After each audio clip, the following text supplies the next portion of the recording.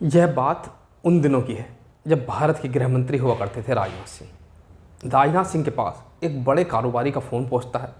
वो कहते हैं कि साहब, मेरा बेटा लापता हो गया है। शायद पुलिस पूरी ईमानदारी से अपना काम नहीं कर रही है। जैसे ही राजनाथ सिंह को ये बात पता चलती है, उन्होंने उस प्रदेश के मुख्यमंत्री से बातचीत की और बातचीत करने के बाद कहा कि बड़े कारोबारी हैं, बहुत अच्छे व्यक्ति हैं, दरअसल इस मामले की आप गंभीरता से जांच कराइए। मुख्यमंत्री हुआ करते थे उस समय रमन सिंह।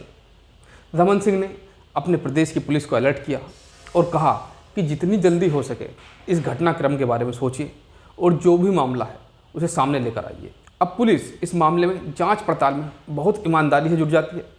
शायद अब तक ईमानदारी से जांच नहीं की जा रही थी। जब पुलिस ने इस मामले की जांच पड़ताल की तो पूरे देश भर के लगभग 1 करोड़ लोगों के मोबाइल नंबर ट्रेस किए गए ताकि कातिल या अपहरण करने वाले व्यक्ति का पता चल सके। क्योंकि पुलिस को भी लगने लगा था कि जब वो लड़का अचानक से गायब हो जाता है तो शायद उसके साथ कोई ना कोई ऐसी बड़ी वारदात हुई होगी, कुछ ना कुछ ऐसा हुआ होगा। आखिरकार पुलिस को जो शक था वह बिल्कुल यकीन में बदला और उस लड़के का कत्ल हो चुका था। लगभग करोड़ों नंबरों में से लाखों नंबर छांटे जाते हैं, लाखों में से हज़ारों रह जाते हैं, हज़ारों में से फिर एक नंबर रह जाता है। आखिरकार पुलिस उस कातिल तक पहुंच जाती है और जब घटनाक्रम का खुलासा होता है तो पता चलता है कि पहले ही दिन उसका कत्ल कर दिया गया था और लाश को दबाकर ऊपर से सब्जी उगा दी गई थी। पुलिस ने जब इस घटनाक्रम का खुलासा किया तो लोगों को यकीन नहीं हो रहा था कि कोई व्यक्ति आखिरकार इतना बड़ा कदम कैसे उठा सकता है। नमस्कार, सत श्री अकाल दोस्तों, मैं राजकुमार। दोस्तों, आज की सच्ची घटना मैं आपको सुनाने जा रहा हूँ। वो सच्ची घटना है छत्तीसगढ़ की। छत्तीसगढ़ का एक ज़िला है दुर्ग। दरअसल इस दुर्ग ज़िले का एक बहुत ही मशहूर शहर है जिसका नाम है भिलाई। यह भिलाई की सच्ची घटना है। दरअसल यहाँ इस भिलाई शहर में गंगा जलीय एजुकेशन सोसाइटी और शंकराचार्य ग्रुप के चेयरमैन IP मिश्रा, जिनके शहर के अंदर लगभग 3-4 कॉलेज चलते हैं, वो बहुत ही मशहूर, बहुत ही पैसे वाले व्यक्ति हैं। उनके यहाँ BBA, BCA, MBA, MCA और फार्मेसी जैसे कई कोर्स कराए जा रहे थे। इसी बीच में, यानी बात कर रहा हूँ मैं 9 नवंबर 2015 की शाम को, उनका जो बेटा होता है अभिषेक मिश्रा, जो कि इनकी पूरी संपत्ति का अकेला वारिस होता है, और वो अचानक से लापता हो जाता है। जब वह गायब हुआ था तो उसके गायब होने से कुछ देर पहले तक उसने अपने पापा को, अपने घर वालों को फ़ोन किया था, मैसेज किया था कि बस मैं थोड़ी देर में ही पहुंच रहा हूं और जल्द ही आ जाऊंगा। जब वो नहीं लौटता है तो पूरी रात हो जाती है।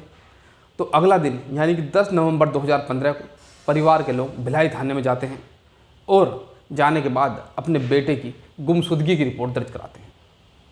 पुलिस ने इस मामले की जांच पड़ताल की, लेकिन शायद घर वालों को ऐसा लग रहा था कि पुलिस उतनी ईमानदारी से काम नहीं कर रही है जितना कि ईमानदारी से उन्हें करना चाहिए था।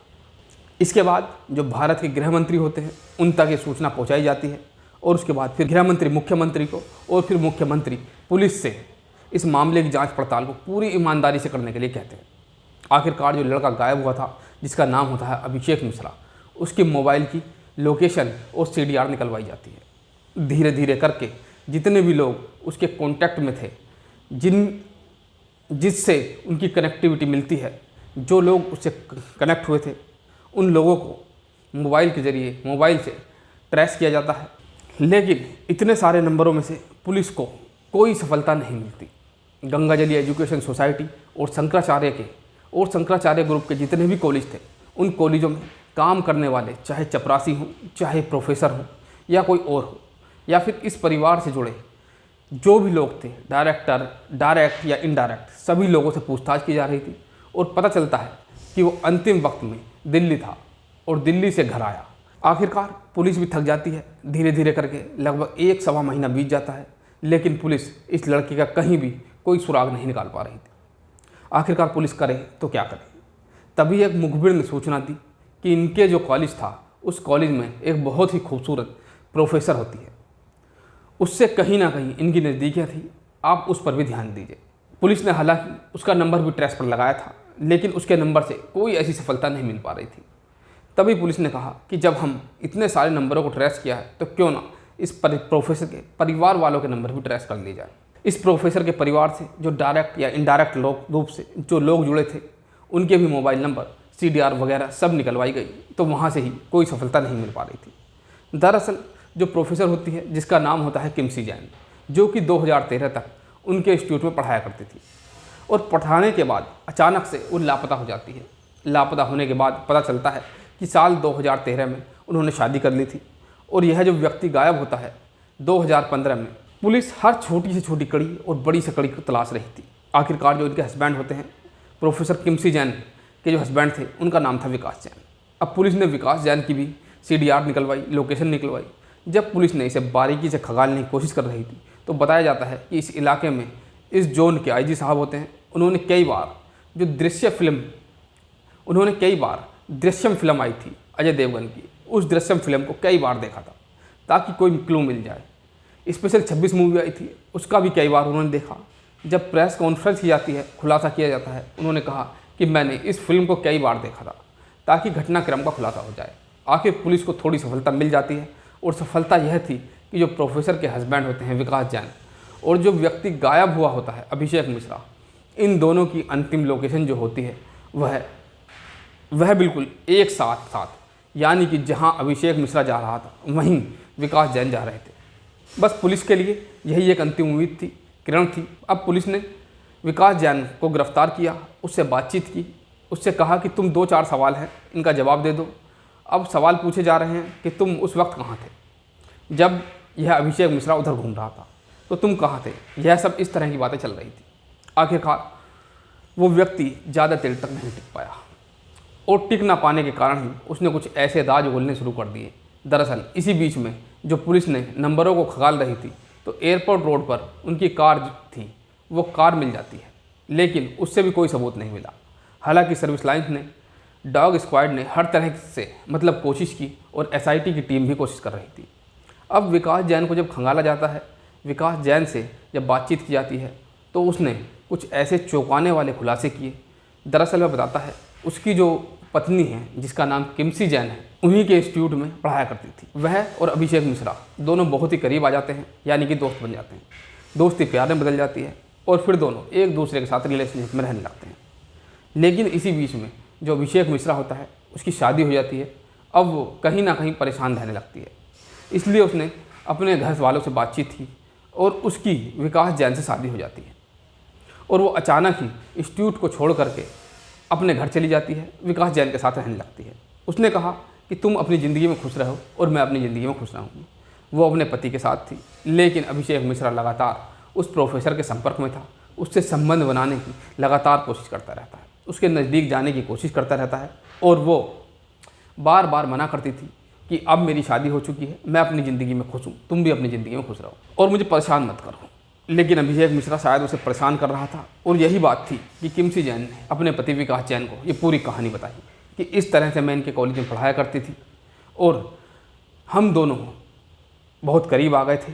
मुझे यह रोज़ अब परेशान करता है, मुझे अपने पास बुलाने की लगातार कोशिश कर रहा है, मैं क्या करूं?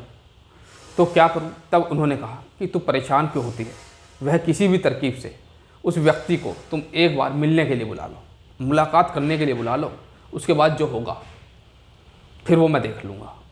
आखिरकार एक चाचा होते हैं, चाचा अजीत सिंह उनका नाम होता है। अजीत सिंह के घर पर बुलाने की बात होती है, लेकिन यह शर्त थी कि उनको डायरेक्ट कांटेक्ट करना है, किसी मोबाइल नंबर से या फिर वैसे कांटेक्ट से नहीं करना है। वो चाचा होते हैं लड़की के, अजीत सिंह, उनके घर पर जो बुलाया जाता है, तो इसी बीच में जैसे ही घर में एंट्री कर रहा था, शाम के लगभग 6-7 बजे के आसपास का वक्त था, 9 नवंबर 2015 की बातचीत थी। जैसे ही घर में एंट्री कर रहा था, एंट्री करने के दौरान ही एक रोड विकास जैन इतनी ताकत के साथ उसके सर से मारता है कि अभिषेक मिश्रा एक ही बार में ज़मीन पर गिर जाता है। जैसे ही वो ज़मीन पर गिरता है तो चाचा और उसके साथ ही जो उसका पति होता है विकास जैन, वो उसे चाकू से बुरी तरह से गोद देते हैं और यह महिला इस बात को समझ नहीं पाई कि आखिर यह सब क्या हो गया, उसकी हत्या कर देते हैं। और जब मर जाता है पूरी तरह से तो उसकी लाश को बैग में, यानी कि पॉलीथीन में जो बैग होता है उसमें पैक करते हैं और घर के ही आंगन में बना हुआ एक गार्डन था जहाँ पर सब्जियाँ उगाई जाती थी, वहाँ पर कुछ फल के भी पेड़ लगे हुए थे। बस उसी गड्ढे में उसे दबाया जाता है, उसमें जो गड्ढा होता है उसको पाट कर उसमें सब्जियाँ उगा दी जाती हैं ताकि मामला सब कुछ निपट जाए। उसकी गाड़ी को ले जाने के बाद यहाँ से रायपुर की तरफ एयरपोर्ट मार्ग पर उसकी गाड़ी को छोड़ देते हैं। हालांकि वो पुलिस को गाड़ी मिल जाती है, लेकिन पुलिस को वहाँ से कुछ सबूत नहीं मिलते। जब पुलिस लगभग 44 दिन के बाद आखिरकार 23 दिसंबर 2015 को जो कातिल होता है विकास जैन, उसके ही बताए हुए रास्ते पर वहाँ पहुँच जाते हैं। उसी जगह पर उस गड्ढे खोदा जाता है। तो गड्ढे खोदने के बाद वहाँ पर सचमुच एक लाश निकलती है। लाश की अंगूठी पहनी हुई थी, लाश के गले में एक हार बना हुआ था, लाश के गले में एक हार पहना हुआ था, साथ ही जूते भी पहने हुए थे, कपड़े पहने हुए थे। परिवार के लोगों को भी बुलाया जाता है। जब उनसे पूछा जाता है कि देखो क्या है, तुम्हारे बेटे के समान है, तो घर वाले देखते ही पहचान जाते हैं। साथ ही डीएनए की भी रिपोर्ट कराई जाती है और डीएनए से भी ये सैंपल मैच कर जाता है।